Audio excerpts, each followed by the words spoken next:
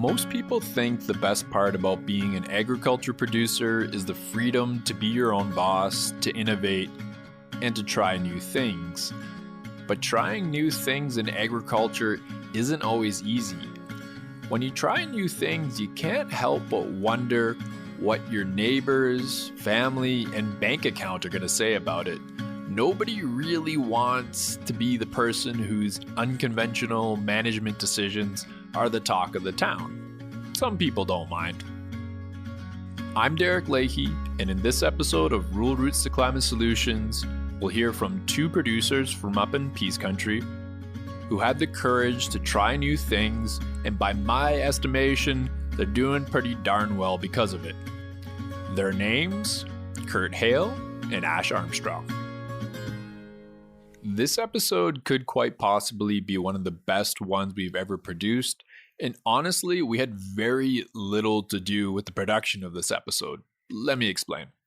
A few months back, when COVID-19 really started to impact the day-to-day lives of people in Alberta and in other parts of the world, I was in a meeting with other agriculture extension groups, and we're talking about, well, how do we do our jobs if we can't do workshops, farm field days, any in-person events for the rest of the year? In that meeting, I mentioned Rural Roots could really use some content for our podcast. For subscribers to our podcast, you probably noticed that we're not super consistent at producing podcast episodes. It's not like I've lost interest in the podcast. The podcast is still my favorite part of my job. But because of the activities of Rural Roots to Climate Solutions expanding, I've just had less time for the podcast recently. Anyway, when I made that request for podcast content, one of the first people to raise their hand and say they'd help out was Johanna Murray of the Peace Country Beef and Forage Association. Johanna is the extension coordinator for Peace Country Beef and Forage. I first met Johanna at the Young Agrarians Winter Mixer in the Peace earlier this year. When I first met Johanna, I think when anybody first meets her, you really pick up right away that she's an extremely friendly person. She's got this really big smile on her face. What I didn't know about Johanna at the time is she's pretty damn good at conducting interviews. The episode you're about to listen to is all Johanna's doing. Aside from a 30-minute phone call me and her had before she went into recording, I really didn't do much to help with this one, which is really impressive, by the way. What I mean is, as far as I know, Johanna's never done anything like this before. So Johanna, if you're listening right now, if this really was your first attempt at storytelling, conducting an interview, doing a podcast episode, congratulations, because you did a great job.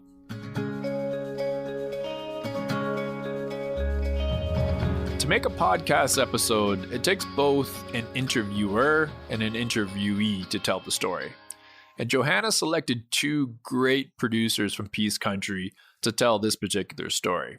So you got Curt Hale of Maverick Livestock in Hines Creek, and Ash Armstrong of Armstrong Acres in Hythe. I actually think I met Ash at the Winter Mixer in Peace Country as well. They're both really well spoken, and I'm not too sure if either one of them is aware of that. I really like this part of the interview with Ash. You're welcome. Feel free to edit out whatever you want. I am a rambler. I apologize. I should have warned you. That's all good. Sometimes people ramble and they say really good stuff, though. Yeah. Sometimes they don't. So it's a give and take. I'll let you decide. You don't have to tell me. I'll let you decide. Ash, welcome to the world of podcasting. It's all about rambling on. I'm probably 10 minutes into an introduction, and listeners are probably wondering when I'm going to shut up and let the interview play. Soon, actually. Both Curt and Ash run cattle. Curt also does annual crop production, and Ash also raises pastured poultry and pork. I like how Johanna paired these two up for this episode because it gives you two different egg perspectives. You've got Curt, who grew up on a farm and is slowly watching the next generation of his family take on more and more responsibility for that farm. And then you have Ash, who's a new farmer. She got into farming as an adult. Despite having two different pathways into agriculture, they do have one thing in common. they've both been through a transition. Ash transitioned from being a non-producer to a producer, and Curt a few years back transitioned from high chemical input agriculture to one that's a bit more regenerative. And just a heads up, the recording was done with Zoom as well as a handheld recorder, so the audio might not sound as crisp as the audio you're listening to right now. Doesn't make the stories any less inspiring though. I'm not sure what to think as I log into Zoom one Friday morning in May of 2020. I'm going to be talking to Curt Hale of Maverick Livestock, a mixed operation near Fairview, Alberta. Restrictions on social gatherings mean that I can't go out to the farm for a face-to-face interview. As Curt logs on, I'm grateful once again for the wonders of technology to get us through this, but I wonder about the implications for the future. My name is Johanna Murray. I'm the Extension Coordinator at Peace Country Beef and Forage Association. I plan events, mostly webinars these days, and help out at the research farm in Fairview and on some of the on-farm projects we're working on across the Peace region. I love agriculture. Both the new and the old ways we grow food are some of my favorite topics. I also love talking to farmers and ranchers about their practices and what they've learned. So when Derek said he was looking for some podcast content for Rural Roots to Climate Solutions, I jumped at the opportunity to try out the new medium for extension. The Hales were an obvious choice for an interview. They've been involved with PCBFA for several years. Both Curt and his son Robbie have served as board members, and they're innovators, willing to experiment and not afraid to change their practices. If they think something else will work better than what they're doing, they'll try it. So on this Friday in May, Curt and I sit down over Zoom for a chat about Maverick Livestock, cover crops, and the challenges of regenerative agriculture. So to start off with, would you mind to tell me a bit about your operation? I know you work with Maverick Livestock. Mm-hmm. And yeah. Sure. Okay. We started off, as far as Maverick Livestock, we've been Maverick Livestock since about 2012, I believe.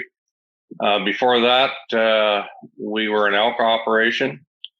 Same people involved. Of course, when that all went south, we had a plan B and we went back to what we were more used to and got involved in what we're doing today and never looked back from there, basically. Running a cow-calf operation and doing some cash cropping, rotating a bit. But yeah, that's what we're doing. I have two sons involved with me. And of course, I've got daughter-in-laws and son-in-law working with me. So I couldn't have it any better, really. Awesome. So how long have you been farming? What got you into agriculture in the first place? Well, of course, I grew up on a farm. If you want to go way back, I grew up till I was 9 years old, a little place north of Dallas, Texas, a little place called Van Alstyne, Texas. And then my dad decided to move to Canada. All of our other family were already here. We were the last to come. I guess we were hardest to convince, but it's the best move my dad ever made when he got us out of Texas. I still like Texas, but I wouldn't trade it for Canada in any way. Way too many people there now, but we come here in 1969, just a quick history. And then, of course, I grew up here farming with my dad, and it was like anything. There was good times and hard times, but through it all, you gain a lot of experience, not even realizing it as a young person, maybe. But then as you get older and get into it, you realize what a benefit it was to grow up doing it. And I just grew to love it more and more. And it just, to me, it was kind of like it was my calling. So I stuck with it and did a few other things, made a bit of a circle, but landed back in agriculture. And that's where I intend to stay. So you mentioned elk, and I know now you're cow-calf, and you've done a ton of work with cocktails. But what's your favorite thing or the thing you're most proud of doing on your operation? I guess one thing on our operation, we went through some phases, and we tried different things. And I guess our goal was to try and match the land base that we have on our farm, which is a bit of a variation, to the best potential production, whether it be on the cattle side and grazing, cereal crops, whatever it may be. So it took us time to do that. You know, some of the property that we purchased is in a different area than where I live. And so one thing I've learned, you can watch the people that have been there for a while and observe what they're doing, and you can leap yourself forward a little quicker that way in most cases.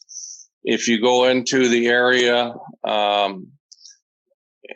you know, and you're not experienced in that area, what happens is, am I really that much better of a farmer or cow producer than they are that I can come and show everybody how it's done? Absolutely not.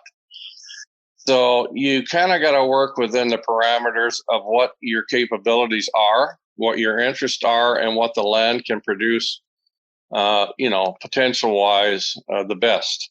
And so I guess when I say proud of, I guess just the idea that we've been able to, through experimentation, trial and error, school of hard knocks, we've come to the place where we feel we have, you know, a business or an idea at least of what our land is best suited for.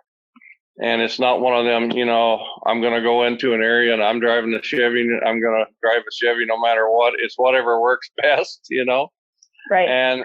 But we did, and it's worked well for us. So we like the combined operation, and we realize there's, I would say, more work involved in a mixed operation, but we believe that always gives you the greatest potential, because if you grow something and you can't utilize it as a cash crop necessarily, you can always feed it and get your money out of it. And our goal, I guess our biggest goal is to keep as much of the revenue produced in our pockets, rather than passing it on down the line to, you know, the retailers or whoever's, you know, the end user. Keep as much of it in between there as we can. And that's, you know, somewhat limited, but we've done a few different things in the marketing side, made some people happy, made some people very upset. And I hate to say it, but in a way, we've said some of the guys that buy our product, when they're upset, we're happiest.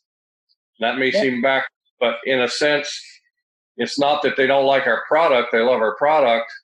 But of course, their goal is to get it for as cheap as possible and make more money off of it. So we're trying to retain that down the chain further. You've been doing a lot of work with regenerative agriculture.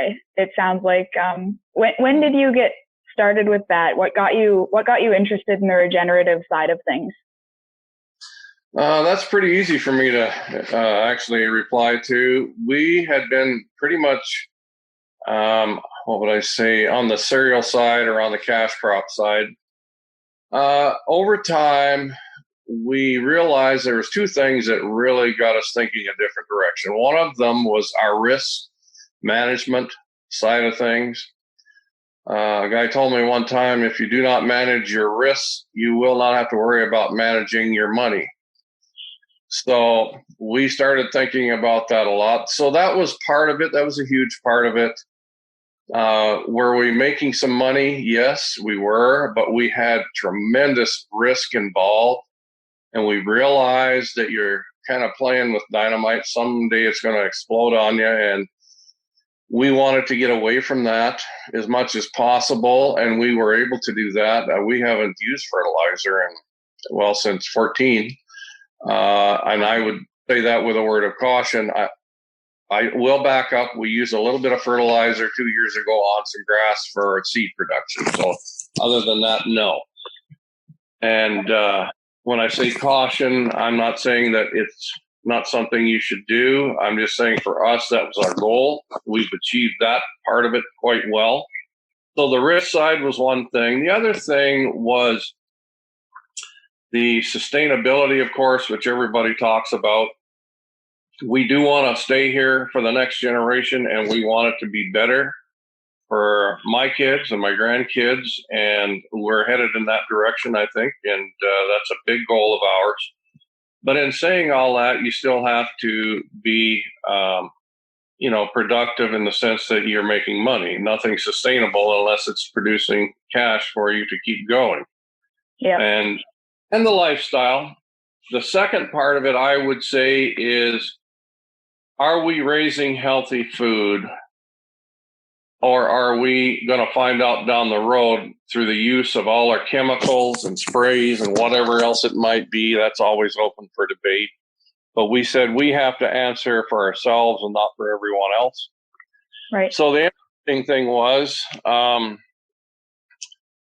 started getting concerned about the use of certain chemicals that we may seem safe today, of course, from the people selling them. They're always going to tell you that. But in the reality of things, down the road 20 years, if it comes out that this chemical was very detrimental to people, I asked my boys, who's responsible, the one selling it or us using it? And the resolve was that both. But we could cut our part out of that system and say, listen, we want to raise healthy food. We want to keep our soil healthy. And that's how we got into regenerative farming when we were actually, this was a weird thing. One day, me and my youngest boy were headed up to my oldest son's place. And I said, I've been watching something on YouTube through the winter. I do research quite a bit in the wintertime when I have more time. And I kept seeing these cover crop things come up in the U.S. predominantly. Right. And I'm telling Robbie, I think we should look at this, but I think we need to find someone that's doing it and actually physically go there and try to learn some things. And we were heading up to my son's place, and my phone rang, and a girl from the Forage Association in Fairview here called me. It was like I couldn't believe it. And I had been a member before, but I hadn't been involved in it a lot, at that time frame, and hadn't even paid my membership because we've been going to seminars and different things that they were putting on at that time. And a lot of it was repeat and didn't interest us that much. They were doing good work. It just wasn't something that we were really focused on. But the girl called and said that they were having a seminar and wondered if we were interested. And I said, I was thinking probably not, to be honest. And anyway, I said, but what's it about? And she said, well, there's a guy coming to ride crops, and he's going to be talking about cover crops. And I nearly dropped my phone. And I said, absolutely. And I said, by the way, we'll pay up our members. She said, oh, don't worry about that anyway. So as it worked out, I couldn't go. I had to pick up my parents from the airport. They'd been in Dallas. So anyway, I told the boys, whatever you do, get things arranged. I want you to be there if you can. And they said, absolutely. So they went. And when it was over, of course, we talked, and I said, how did it go? And they said, Dad, that was the best thing we went to in years. We're in. So from there, we started looking at getting to some of the big seminars that they were putting on in the U.S., and we ended up going to Bismarck, North Dakota. They had a big one there. We flew down, and when we left there, we had a whole new mindset. We knew what our goal was as far as the changes we wanted to make. And I'll never forget Gabe Brown's saying, I've used this many times. It wasn't his quote, but it was from someone he knew, and it came from someone in Canada. I don't know who. But a guy told him that, Gabe, if you want to make small changes, change the way you do things. If you want to make big changes, change the way you see things. And that was a real revolution for us because, to change your mindset when you've done something a certain way and done it like everybody else, we're like a bunch of sheep sometimes, Yeah. And I'm one of them. To change the mindset and see things differently was a big change and a big challenge in ways and areas. In other ways, it was easy, but it was a huge adjustment. And we're very thankful that we have people like that have kind of frontiered this whole thing and carried on. And from there, it's just exploded. And we just love what we do, and that's a big part of it. If you don't like what you're doing, it's a sad life, and we love what we do. So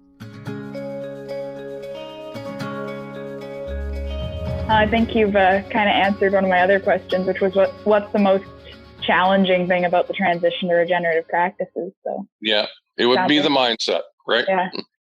What other sort of big changes have you seen in the industry while you've been farming? Well, of course, like a lot of us, we've seen technology become a bigger tool in everything we do, and some of it I think has been very beneficial. One of the other changes I've seen, and you can take it negative or positive depending on what you're doing today on your operation, but I'll tell you, as we got in more on the cash crop side of things, and we would go to seminars and go to all kind of things, the thing that bothered me a lot was you would have so-called experts, and some of them were very good in their field, but mostly they were doing the job they were paid to do. And you had to decide, if it was something that was for real on your operation or not. The thing that bothered me was they kept leading everyone to believe they would have a big seminar on how to be more productive by using their product or all these other products, whatever it may be. And the whole thrust or the theme of it was that you're going to feed the world. It's going to be up to you farmers to feed the world. You can be proud of yourself. And then they would pat you on the back, and all this stuff. But over time, I realized that I had to some degree disagree. Because if you want to feed the world, from our viewpoint, you teach people how to grow their food. Right. Not sell them your food. And I mean, I love to sell my product, don't get me wrong, but my whole goal shouldn't be, in our view on this operation, to sell the world our product when there's a lot of people starving. If you really, in other words, the human element, if you really want to help the human element in these countries where people are starving, they can't afford my food anyway. And if you really are concerned about humankind, you need to teach them how to grow their food in a sustainable way. And so we kind of backed away from a lot of those kind of seminars because in the end, a lot of it was about sales. So you have to program the farmer to accept what you're trying to sell. And so I guess one of the things I've discussed with my sons more than anything is to be able to withstand the marketers. The marketing world is a huge world, and it's a very powerful world. If you cannot resist to some degree, at least, and I would say to a larger degree, the marketing world, you will be pretty much caught up in their web. And it's pretty hard to get untangled in it when you get caught up in it real heavy. And that was another one of our struggles, but we've been able to do that. When we get reps calling us, they'll say, "What are you seeding this year? How much fertilizer?" And I said, "I'll tell you right up front, I'll just be honest with you. I'm probably going to be your poorest customer," and I usually don't hear from them again. Okay? But yeah, so in all that, when I say changes, it's always changing. And I'll say this. One of our biggest challenges that I should have mentioned is staying up with change. Right. Because we're in a fast-changing world today. And so you need to have some stability within that change. And like I say, you have to really have the mindset of focusing on your goals and sticking with them as much as you can, but always be open to new ideas. But be very careful as to what you get caught up in when it comes to those things. I hope that wasn't too long of an answer, but anyway. No, I think that's good. I wanted to ask, I know you mentioned briefly that you kind of experimented with some of the changes before you fully committed to them. Like how did you go through that process? How did you kind of test the waters before you fully committed to this? Any particular changes are you thinking of? We could go with the example of cover crops, I guess. But. Okay. How did we deal with it? Well, what we did when we came home from that seminar, one of the things I'll tell you, when we were there, they treated us so well. Ray Archuleta found out we were from Canada, and he gave us some one-on-one time, him and Gabe, while we were there, and let us ask anything that we wanted to. And that was very valuable for us. And one of the things he told us, he said, when you go home and you begin to try this, one of the things you need to accept is for the first while at least, people are going to be watching and asking questions, but more than anything, watching you, and be prepared to be the village idiot for a couple of years. Okay? And no one likes that, but you know what? Just the way it is. Everything's, not going to work until it works. Then people say, well, just a minute, I'll reconsider. And that's just the way it is. It's human nature. Yep. So we dealt with that, but we came home and we went to work seeding covers. The first year, I guess we felt it was not a good year to start. In one sense, it was a terribly dry summer. And we said, this was a bad year for this. But in reality, it was not. It was a bit of a blessing because we seen what a really, really dry year could potentially do. But any areas that were lower where we had moisture, it was tremendous. And we said, okay, if we can move this up onto the dry land more with some rain, we've got something. The year after we did that, we had huge production, and it has gotten better and better. It literally has. We can show you where we started on property and where we, transitioned in with other property, and we just see it improve more and more. And that is just a real assurance that we're on the right track, and we will continue. And so some of those things, those were big changes for us.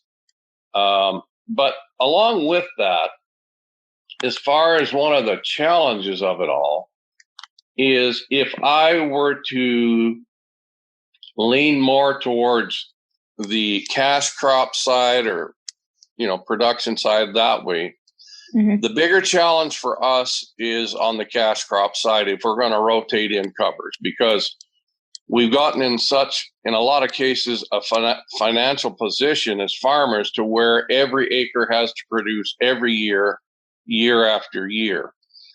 And that's running it to the max. And we all know, you keep running high speeds, you're going to blow a tire. Somewhere you have to be able to click along at a steady pace, I would say, something that's less risky, and keep moving from there. For us to get into that phase was a bit of a challenge. We think we're very close now to that. There's always challenges, but to the point where we don't concern ourselves as much about too much rain, not enough rain, all of those kind of things. Sure, they affect us, but on the average, we're quite comfortable being able to produce both cash crop side and livestock side. But we try to work the two together rather than separately to have a more sustainable operation. We find this working for us. That's a goal we talk about a lot in a lot of different business classes and stuff for agriculture, is to get to that point where you're maintaining. That's right. Yeah, if you're not, you're usually going backwards. You're either moving ahead or you're slipping. And I think you just got to look at your own operation. I couldn't walk onto your farm and tell you what you should be doing. I can give you ideas. You can give me ideas, and we can work together. That's the fun part of this whole thing, is working with other people. It really and truly is. Unfortunately, I don't get to do as much as I would love to go and work with other farmers anymore. But as I get older and my boys begin to take over the operation, I'm going to do more of that. That is my goal. So I may be a little bit invisible for the time being in some ways, but I intend to do more of it in the future because my boys are taking it on more and more. So the old wolf gets kicked out of the pack eventually. Maybe I'll see more of this going on. So we'll see. That's awesome. Along that line, do you have any sort of advice for the younger farmers, the next generation, the people who might be listening to this and be like, I want to get there eventually, but I don't know how to start or that sort of thing? Well, I guess one of the things that we have mentioned a little bit is just when you start down this road to not be afraid to ask questions. Here's one of the things I see quite often with a lot of the younger generation that are coming on, and I'm not pointing fingers at anyone, but I just say overall, generally, you've got to be careful with people who like to tell you it can't be done. Number one, it just can't be done. Don't let that deter you too much, but always have a plan. Of course, you have to have a plan, but I would say more than that, do not be afraid to ask questions. Okay. There's always room for you to exercise your own ideas no matter what, and that's good. But you may advance yourself a lot quicker if you're not afraid to ask people, that have been down the road, of course, to give you their ideas at least. You can take it or leave it, but it may advance you a lot. And I find most farmers, that's one thing I love working with farmers, is they do like to share. And that's how we can really help each other. And I think what you're going to see in the future is we're going to have to depend more and more on each other as farmers, because we are in a food production part of business, and people are going to be watching us more. We need to be aware of that. It's not all bad. It's a good thing in a way, but we need to work together, because when we start dividing, it's the old saying, a house divided will not stand, and that works with farmers too. We have to stick together and try to have a common goal. And as far as the next generation, I think you're going to see probably more and more focus on, from raising the food to marketing your own food. We see a lot of that going on today. But one of the things that always concerns me is how much of that whole chain you can operate within. In other words, your time base, family time, management time, and all of those things, they all take energy and they all take time. Be realistic. Just be realistic and be real honest with yourself as to what you can do and what you do not think you can do. And I would say make sure that you have the goal set out in front of you, and always have them there to look at and remind yourself, this is what I want to do. What do I have to do to get there? How am I going to start? But I've got one final thing I will tell you. An old guy told me one time when we started in business together, and we're still in business together. We have partners in our operation. But the old matriarch guy, I love him to death, but he said, Curt, before you start any business together, you always remember how you're going to exit. No one talks about that very much. You can call it succession, you can call it whatever.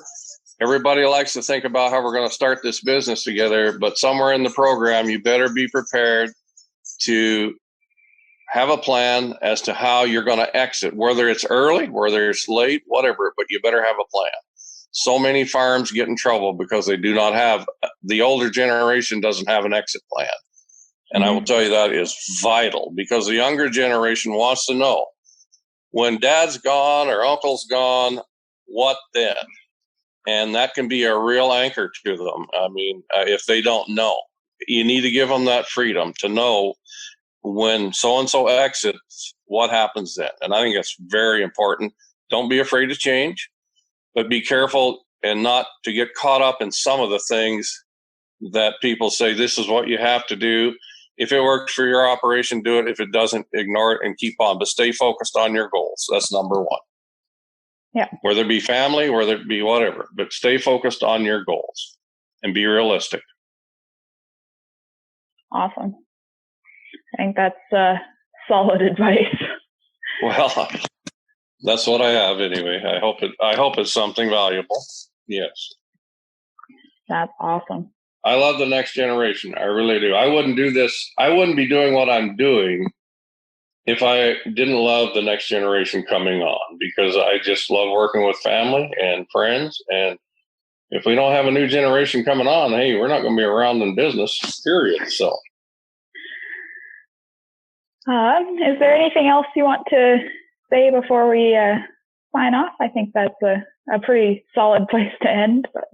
Well, thank you just for the opportunity to share what I have. I mean, it's just one of those things. It's just experience that I'm sharing. We haven't done it all right. I'll say if I had $1 for every mistake I've made, I'd be the richest person around. Still make some, but we're doing okay. But amidst all the things that are going on in our world today, I guess I'll just state some concerns, and then I'll state a few positive things to maybe help with that. You know, with our COVID thing and all that, there's so many things going on, and we see the whole world, you know, I guess to some degree in a bit of chaos right now. It's not the first time in history, and it won't be the last time in history. But one thing on the upside, through everything that goes on, people have to eat, right? We're in the food chain, and it's a commodity-based, of course, thing that we're doing. So it goes up and down. But in the end, I still think we're doing for me, the greatest job in the world. And I just want to encourage, anyone that's involved in agriculture to hang in there. As time goes on, we're going to see, I believe, when we come out of this, I personally believe that agriculture will be realized as something more important than it was before. And that's the upside. And people are finding that out right now. So I think we're in a good business and in a good place. And if anyone has any questions or ideas for me, hey, I'm listening too, right? It's a two-way street. So I certainly would entertain any questions that people have afterwards. And I just want to say also to the Forage Association, you guys are doing a great job. I really do mean that. It's not just a pat on the back, just to say, look, we appreciate you guys, what you're doing, and we need more of this going on. You guys save us a lot of time and a lot of experimenting that we would have to do otherwise. And I want to encourage you guys to keep doing that. I hope it can be sustained in a way that we can keep doing this forever, and realize the importance of it. And just thanks for the opportunity to be a part of that. Next up is Ash Armstrong, who runs cattle, pastured hogs, and meat birds in Hale. So we did not grow up farming. We both grew up, like Clay grew up, my husband grew up in a subdivision on Vancouver Island. And I grew up on 6 acres with 2 horses. And so I always knew that I didn't want to have kids in town. I wanted to raise farm kids. So that's why we originally bought our farm, was just, how do you get farm kids? You buy a farm to have farm kids. And then as we spent some time on the farm, we realized we have a lot of grass and we need something to eat it. Let's get some cows. And then as soon as the first cows showed up, we were hooked. And so, and from there, it kind of went into wanting to know where our food is coming from. So then, after having cows for a few years, we started figuring out the best way to finish them and then put them in the freezer for our family. And then it, has grown into direct marketing for other families as well. And you do chickens and pigs a little bit as well, right? Yes. Yeah. So we raised pigs and chickens for the last 3 years. And it's it's an interesting experience. Big learning curve for sure. They're a little different than cows. They don't herd nearly as nicely as the cows do. But they're interesting because we've been learning about how the animals all work together to improve the land and improve the soil. And so it's neat seeing it in front of your face that, oh, hey, this does work. That's cool. What's one of your favorite things about your operation? Like, you've done a lot of some different stuff on there, I think. What's your favorite thing? I would have to say my favorite is the cows. Don't tell Clay I said that, but no, I think the cows are probably my favorite because they're so fascinating on what they do and how just the way that you manage them can improve your land so much in such a short period of time. And there's always something to learn. There's always something to learn. That mom you thought was really nice had her fourth calf and now she's nasty. Always something to learn. I would say the cows and the challenge of figuring everything out. Like, how can we make this animal the best quality that she can be? And now with the chickens and the pigs and the cows, you've done some sort of multi-species grazing. Can you talk a little bit about the learning curve of that and just how you came to that and what it kind of looked like for you guys? So we had read a few books that Joel Salatin had written, as well as watched a few YouTube videos. And we wanted to know more about where our chicken came from. So Let's Raise Chickens. Everything that we had read had said, like, the open air, the way that it looks in a picture of the chickens just pecking around the barnyard.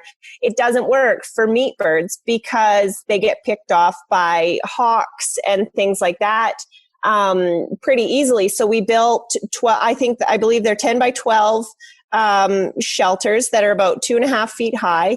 And we put our chickens in there and then we move them every day. So they eat lots of grass and then they leave all the manure behind, which helps build the soil.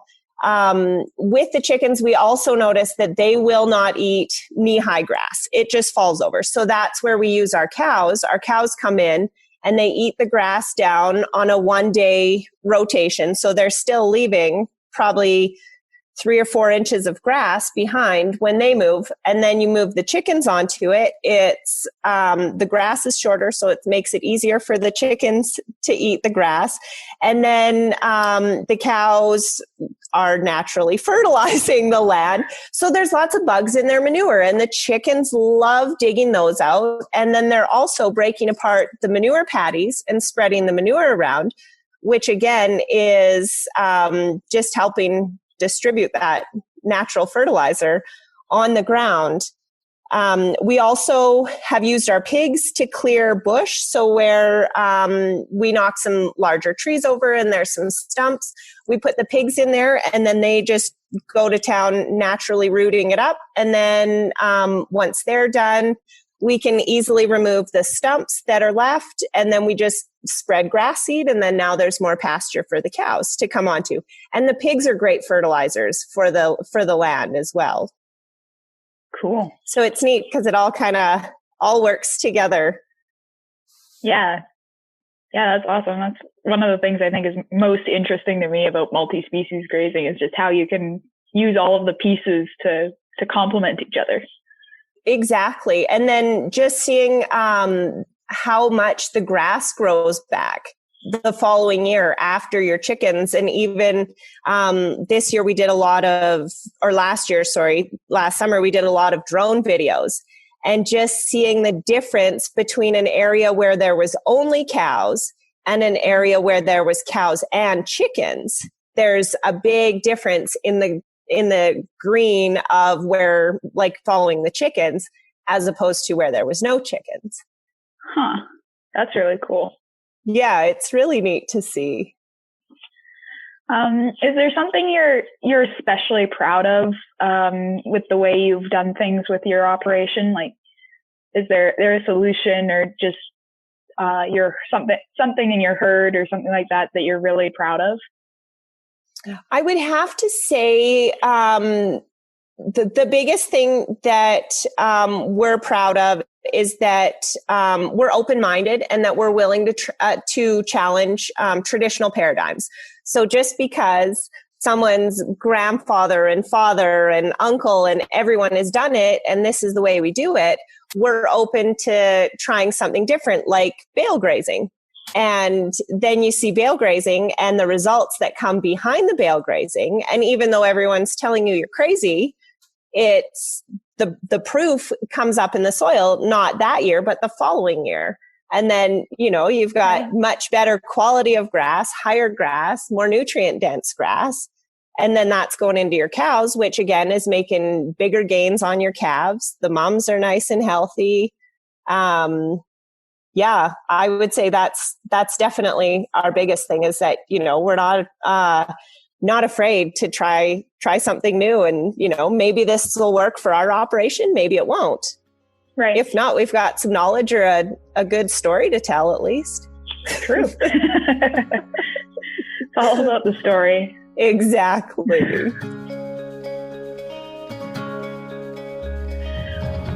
What goes into, like, if you decide to try something new, like, what was the process for bale grazing that you did? Did you do it gradually? Did you go, okay, this year we're just going to bale graze and that's all we're going to do? And did you start all in or we're definitely all in type of people. Yeah.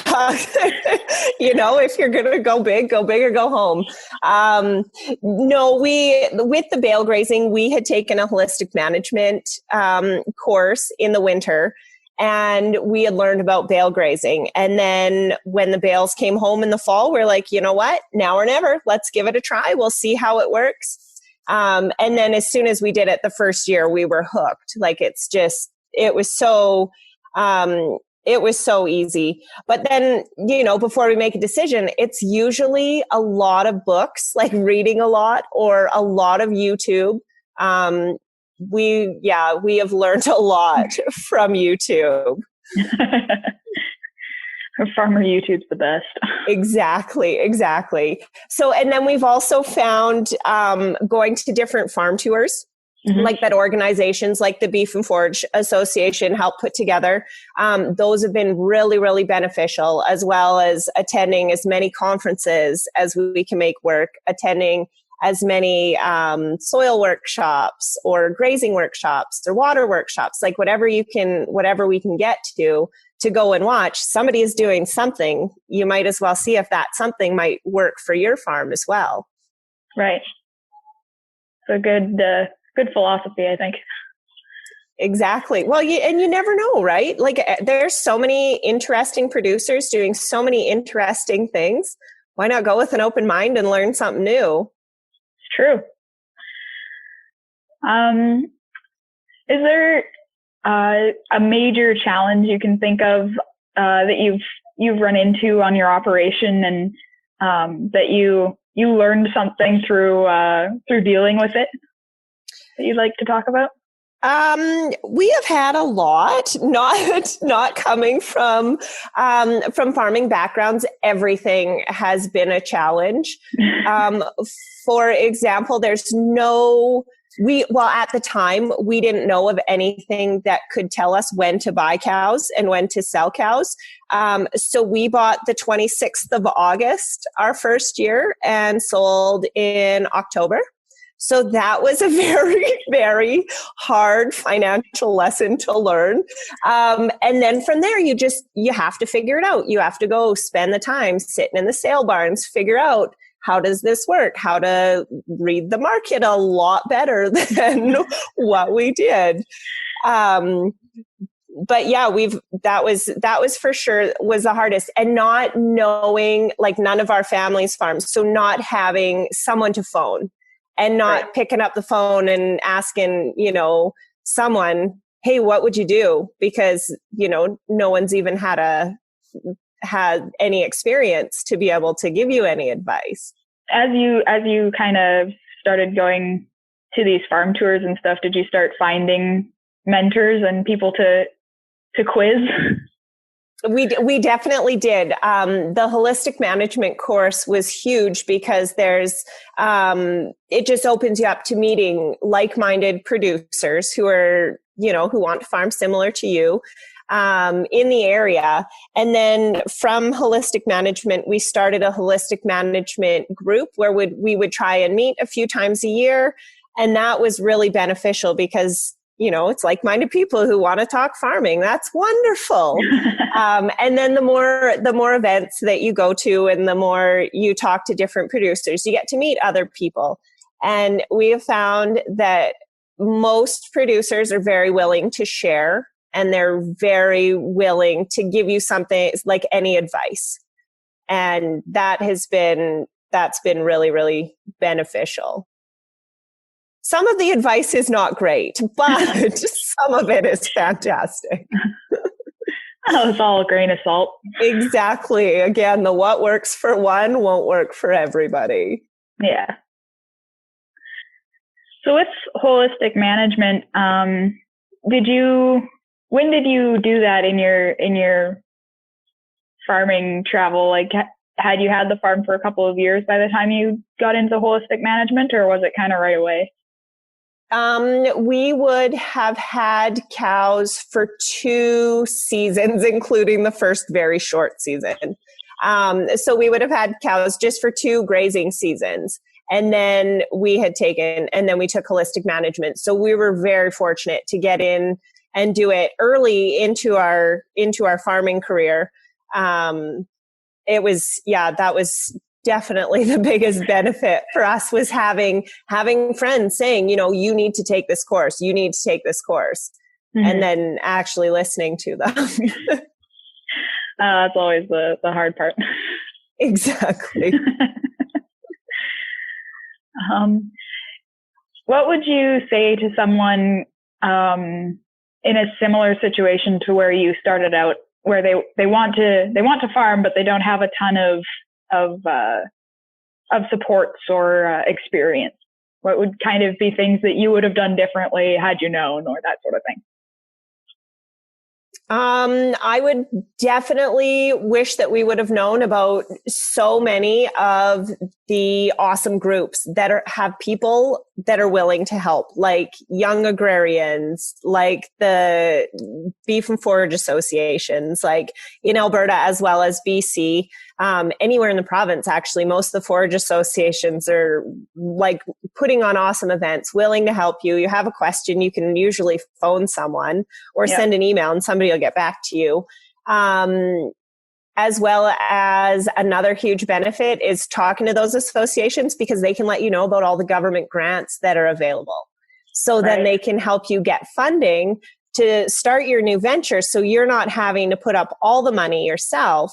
And the different associations and the different groups and stuff like that, they also have lots of really good ideas, and they can help you. Even, if you want to get into farming, but you can't afford a farm, talk to one of the associations, because they have land matching programs. Mm-hmm. So you don't have to go and buy $1 million farm. You can look at renting a farm and growing into it and purchasing eventually. And yeah, I would say definitely for beginning farmers, like, I don't know the right way to get the word out about it, because if you're a new farmer, you don't know of any of the associations to look at.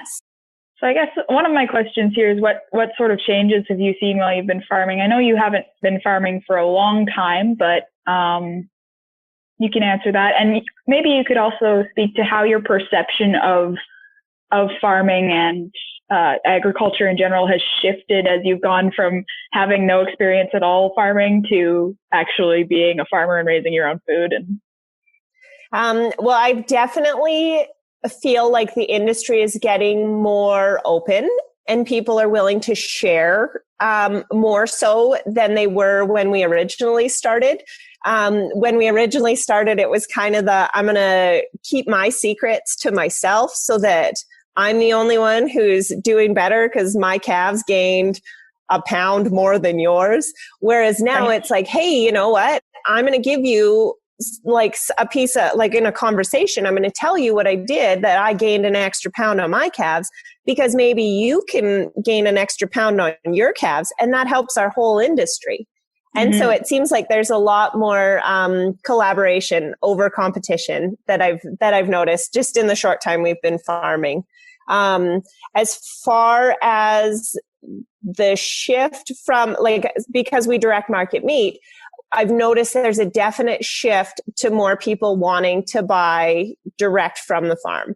Right. Not necessarily just in the last couple months, but in the last 2 or 3 years, like, I think it's becoming more important to a lot of people to know where their food is coming from, to know how it got to their plate, and then wanting to know that their food it comes from a reliable source that is going to have meat next week, not, the grocery store that might not. What do you think what big changes do you see kind of coming in the next 10 or 15 years? Well, I don't know what the changes are going to be, but I'm hopeful that there's some changes made so that it makes it easier for producers to sell directly from farms, such as having on-farm humane slaughter being available. I think that would be huge, allowing farmers to do a little bit of butchering on farm and be able to still sell that direct to the customer. A lot of producers have a really hard time finding processors. For us, the closest processor for our chickens is 6 hours away. Oh my goodness. One way. So you're taking your low stress birds that you've worked really hard to raise in a low stress way all summer, and you're stressing them out for 6 hours right before they get processed. Well, why can't I just process them on my farm myself? And there's none of that stress. So that's what I'm hopeful that is going to be changed, is that you can, on farm humane slaughter, I think would be huge for producers. Mm-hmm. Yeah, and I think that's been highlighted by the whole pandemic, just the bottleneck between producers and the processors. Exactly. And then it also benefits another local business, which is your abattoir. So, you're keeping more money in the community where it's needed, which is great.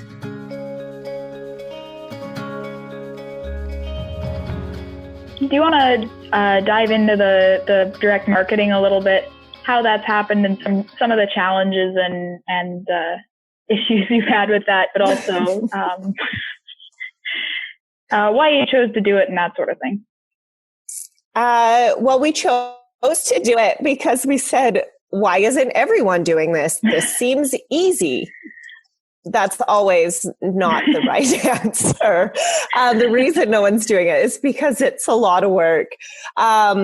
So you have to have your meat processed at a provincially inspected facility.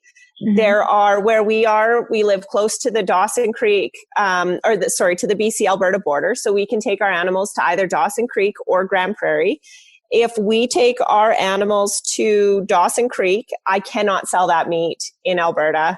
If I take my animals to Grand Prairie, I cannot sell that meat in Dawson Creek. It's just the invisible provincial border, and you can't cross it.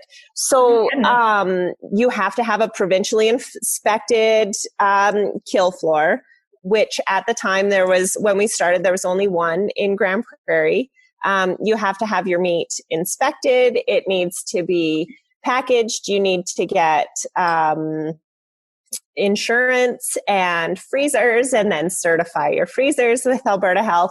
I found that the ladies at Explore Local were very, very helpful. They put on how to get into farmers market workshops, which also covers how to have your meat labeled correctly and all of that.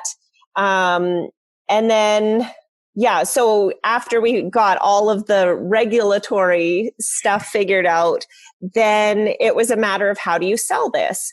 So we tried farmers markets in Beaver Lodge, which is weekday markets that are not very busy. So that wasn't overly successful.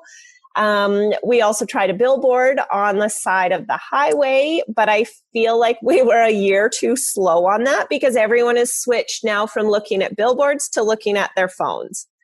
Right. So I feel like the money we spent on a billboard should have been, or could have been better spent on Facebook ads or something along those lines. But of course, hindsight is 2020.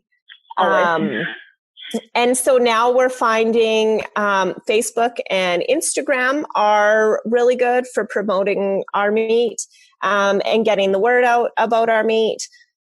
But it's still a challenge because do you have too much meat? Do you have not enough meat? Do you have the right cuts? And it's interesting. It's a process of trying to slowly figure it out. But right.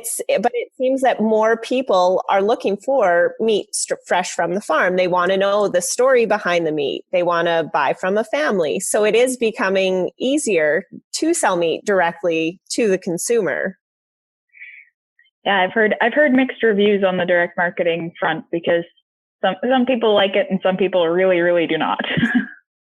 And we're the same. Like, what do you mean? Oh, I bought a quarter by hanging weight and you told me that it was 500 pounds, but I'm not getting 500 pounds of boxed meat back. How does that work? Right. And then they're upset because it wasn't what they had expected, or, sometimes you're dealing with the butcher who, they're human too. They have mistakes. And I don't know. I have a love-hate relationship with it. I really enjoy it. I like getting the meat to people, but then in the same sense, it's kind of tough. Is there anything else you'd like to talk about? I think that's all of my questions. Yeah. I don't know. I was asking Clay, I was like, is there anything you want to talk about? He's like, cover crops. I was like, no, it's not just you talking. It's an interview about other stuff than just cover crops. I mean, we can talk about cover crops, but yeah, I don't know what I'm talking about. So I'm useless on the cover crops. Let's see. I wrote some other notes just so I made sure to talk about who really helped us. Online courses. There's lots of free ones that you can take, especially right now. There's a ton of free online things because everybody's moving everything online right now. Same thing as conferences and events. Lots of places are just hosting them online as well. Yeah. Farm tours, same thing as Alberta Open Farm Days. They have a ton of resources as well for farmers who want people to come to their farm, which is great to get to know your customer. And even if you're a producer, it's a great way to go and see somebody else's farm and check out what they're doing. For sure. Yeah, I think that's it. That's cool. And just to that point with the producers going to farm tours and stuff, I think that's probably one of the most interesting things I've seen while I've been at PCBFA is being able to go to everybody, to all these different farms and see what all of these different people are doing. Just that cross-pollination of ideas. Exactly. And you get so many ideas, like something as simple as oh, look at how he has that cross brace on his fence. That's great. And you take it home and you use it. Or look at that watering system. I'm overthinking mine way too much. Or holy, look at that handling system, whatever it is. You learn something from everybody. And that's the best thing is going to all the different events or courses. And especially at the Beef and Forage Association, it's usually $30 and you get lunch. Why wouldn't you go? It's true. And the lunch is always good too.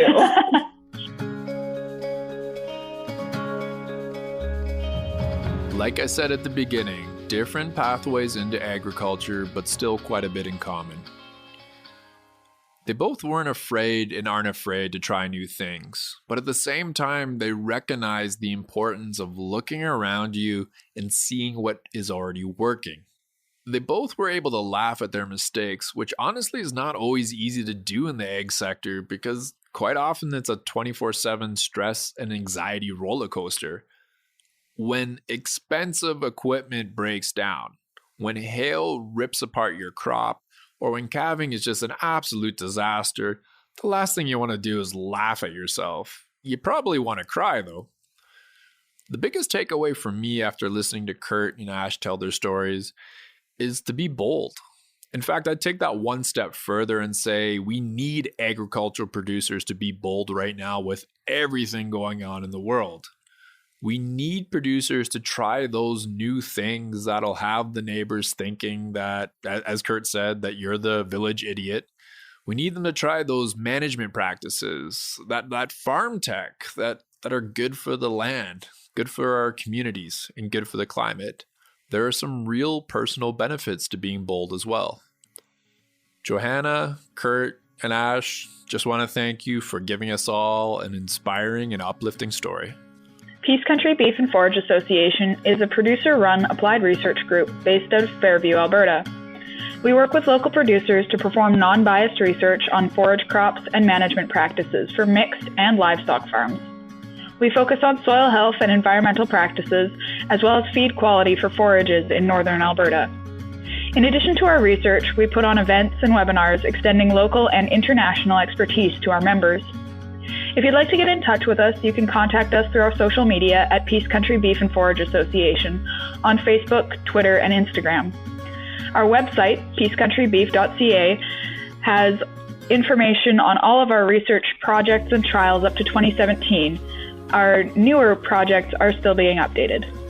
Or you can email us at info@pcbfa.ca.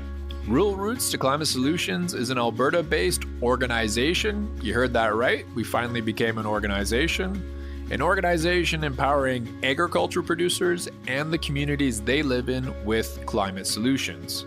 Rural Roots runs workshops, farm field days, webinars. We have this podcast, the Farmer's Blog, and the Solar Lab.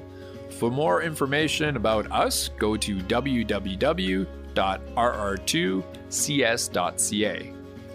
I hope everyone got through the June monsoon okay. I realize it's carrying into July, but what the heck? And remember, what's good for the farm is usually good for the climate.